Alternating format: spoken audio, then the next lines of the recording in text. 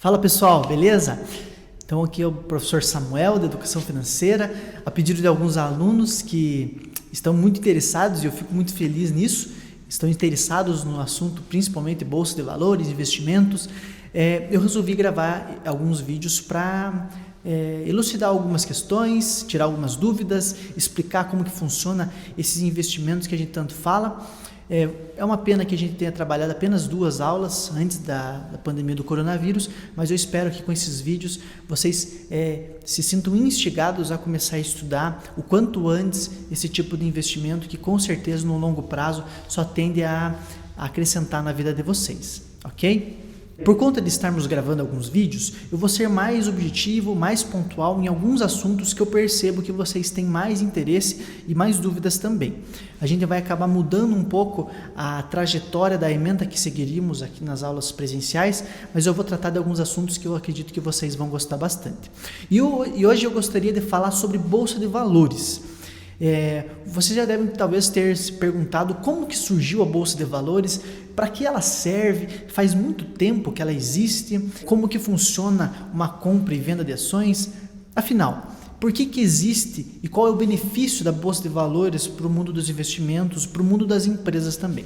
Então, para a gente entender isso, a gente tem que voltar lá atrás do século XV, porque a Bolsa começou a existir, ela teve as suas primeiras negociações mais ou menos nessa época, entre o ano de 1430 a 1440, mais ou menos por volta disso, segundo os nossos historiadores. Se você for lá estudar essa época do século XV, você vai perceber que é um período muito grande de expansão comercial marítima.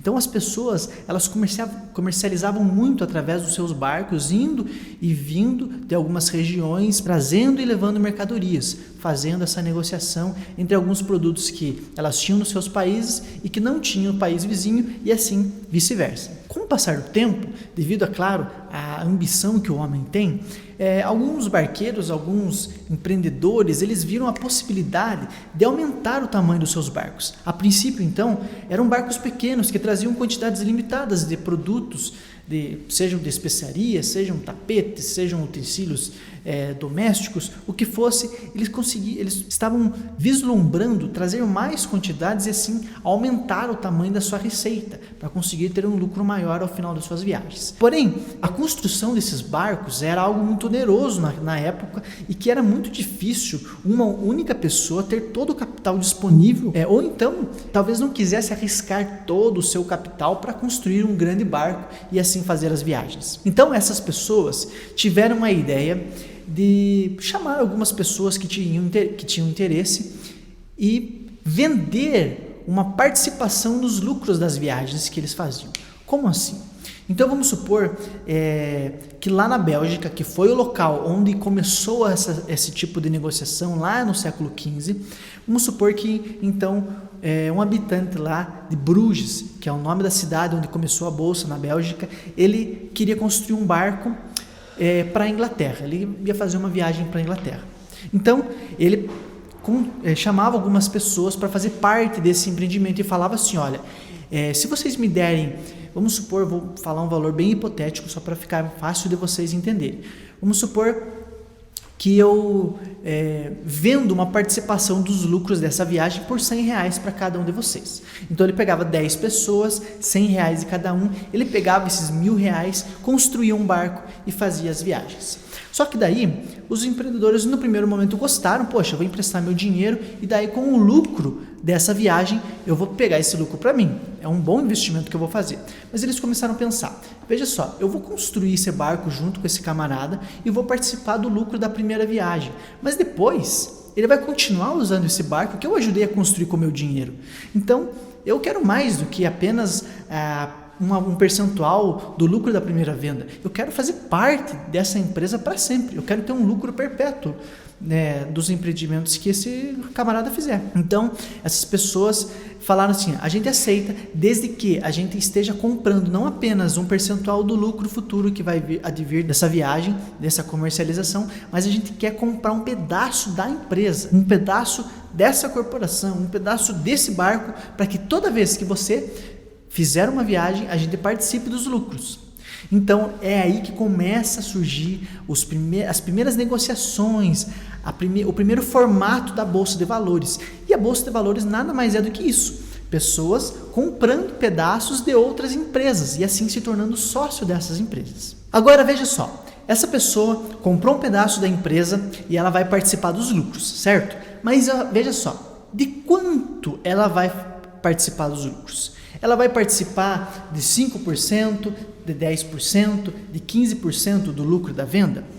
Como que ficava esse tipo de percentual? Como que era feito esse cálculo para que as pessoas soubessem quanto elas iam receber? Isso tem muito a ver com o risco da operação. Sempre quando você for estudar uma ação, um investimento qualquer, você deve avaliar dois tipos de coisas: o retorno e o risco. O risco e o retorno. Porque uma coisa está totalmente ligada à outra. Veja só, se eu sou um banco e vou emprestar dinheiro para uma grande empresa, uma empresa nacional, uma empresa que tem um fluxo de caixa muito grande, uma empresa milionária, bilionária, eu tenho quase certeza que essa empresa vai pagar esse empréstimo que ela fizer junto a mim, que sou um banco, certo?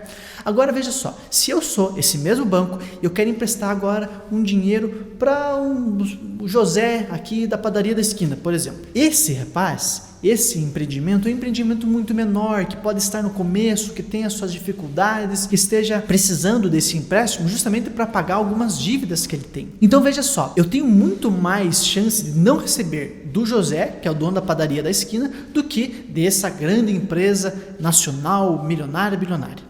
Certo? Por conta disso, obviamente, como eu tenho uma chance de receber mais dessa empresa maior, eu vou emprestar para ela um dinheiro muito mais barato, ou seja, com uma taxa de juros muito menor do que o dinheiro que eu vou emprestar para o outro camarada, o dono da padaria, que tem uma chance maior de não me pagar. Ou seja, se o risco é maior de um empréstimo, eu vou cobrar maior, eu vou cobrar uma taxa de juros maior, então eu vou ter também um retorno maior para a minha atividade fim, como banco, que é emprestar dinheiro para as pessoas. Como para a empresa grande, nacional, que tem quase certeza que vai me pagar, o retorno não vai ser tão grande, porque o risco também é menor. Então, o risco está totalmente ligado ao retorno. E é isso que esses investidores lá no século XV começaram a pensar na época. Eles pensaram assim: veja só, para o fulano, se eu compro um pedaço da empresa dele, eu vou participar dos lucros, mas é muito melhor emprestar para esse fulano X do que para o fulano Y, que está começando agora, nunca fez uma viagem,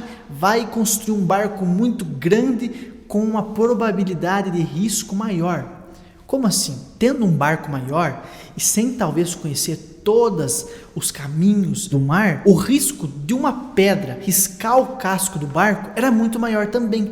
Então, quando essas pessoas, investidores lá na época, iam avaliar qual barqueiro eles iam investir, eles pensavam muito nessa questão do risco, da probabilidade de risco de uma pedra riscar o casco do barco. E é aí que surge a palavra risco. Ela teve a sua origem mais ou menos nessa época, justamente porque ela exemplificava uma pedra riscando o casco de um barco. Então, quanto maior a probabilidade disso acontecer, de um risco riscar o casco do barco e o barco afundar e esse investidor perder todo o seu dinheiro investido, era também maior o retorno que ele gostaria de ter. Então, ele exigia mais participações dos lucros da empresa. Agora, se a pessoa, seu barqueiro, que construiu o barco, construía um barco melhor, conhecia todos os melhores caminhos, onde ele não passaria perto de lugares em que ele colocaria em risco a integridade do seu navio, ele também oferecia um retorno menor aos seus investidores. Percebam então que a gente aprendeu duas coisas: a origem da palavra risco, porque uma pedra corria o risco de riscar o casco de um barco,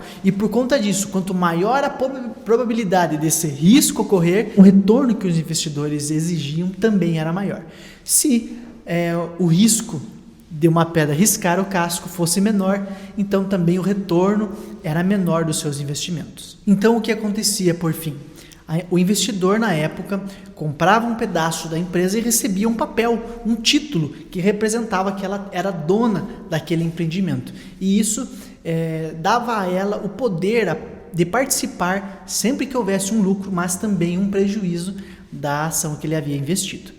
Ok? Então, assim, nós conseguimos perceber que hoje a Bolsa de Valores serve da mesma forma. Estamos comprando pedaços de outras empresas. E agora nós temos muito mais opções, porque podemos investir em empresas do Brasil, em empresas de outros países da América Latina, nos Estados Unidos, na China, na Europa, em qualquer empresa do mundo, sem sair da nossa casa, através do nosso celular. E fazendo isso, nós nos tornamos donos dessas empresas. Mesmo que, claro, de um percentual muito baixo, mas sim, nós somos dono dessas empresas. Não estamos simplesmente comprando um código lá na nossa corretora de valores ou então recebendo um papel que é um papel qualquer. Os nossos investimentos em ações, eles representam pequenas participações que nós temos, por exemplo, nas ações da Petrobras, nas ações da Apple ou em qualquer outra empresa que você conheça e que tenha ações listadas nas bolsas de valores. Perceba então que ao comprarmos uma ação, nós temos que analisar muito bem a empresa na qual nós vamos investir, porque ela vai ser nossa empresa.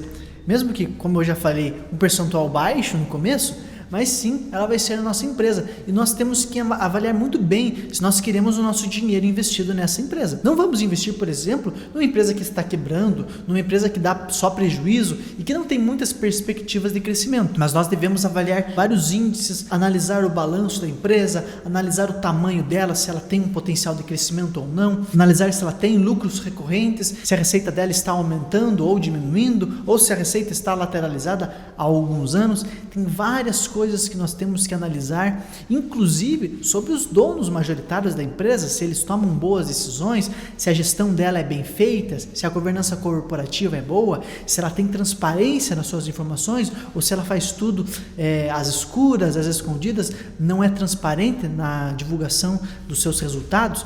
Tudo isso nós temos que analisar ao comprar uma ação. E isso pode ser tema para um vídeo futuro também. Finalizando então agora, pessoal, eu espero que vocês tenham pensado aí na mente de vocês.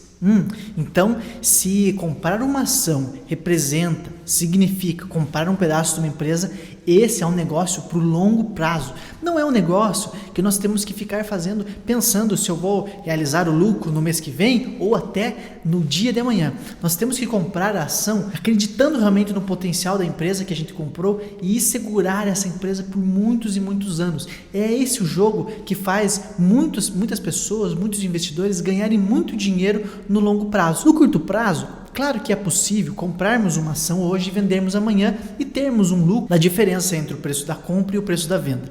Porém, é muito mais arriscado fazer esse tipo de coisa, porque as ações, elas fazem parte de um grupo de investimentos chamado renda variável e elas variam a cada segundo. A cada segundo tem pessoas comprando ações e vendendo ações. Então, isso faz com que o preço da ação oscile e nós não temos nenhuma condição de saber se hoje a empresa vai aumentar o valor da sua ação ou diminuir o valor da sua ação. Por isso, a melhor estratégia é a estratégia de escolher boas empresas e segurar essas ações e comprar essas ações com frequência e segurar essas ações pelo maior tempo que nós conseguirmos, porque no longo prazo a tendência é que elas aumentem de tamanho, cresçam e comecem a distribuir seus lucros. Eu espero que vocês tenham entendido, gostado e qualquer sugestão de outro assunto para a gente trabalhar, pode mandar para mim que a gente vai gravar o conteúdo para vocês também, ok? Um abraço, até mais!